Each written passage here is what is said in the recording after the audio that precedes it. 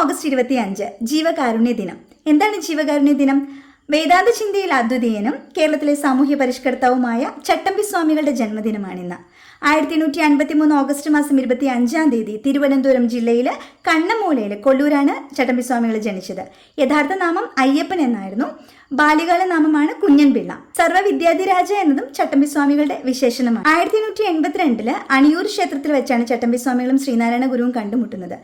ചട്ടമ്പി സ്വാമികൾക്കായിട്ട് ഗുരു സമർപ്പിച്ചു എന്ന് പറയപ്പെടുന്ന കൃതിയാണ് നവമഞ്ജരി. ചട്ടമ്പി സ്വാമികളും സ്വാമി വിവേകാനന്ദനും കണ്ടുമുട്ടുന്നത് 1892 മലബാറിൽ ഞാനൊരു യഥാർത്ഥ മനുഷ്യനെ കണ്ടു എന്നാണ് ആ സമാഗമത്തെ പറ്റി സ്വാമി വിവേകാനന്ദൻ പിന്നീട് പറഞ്ഞത്.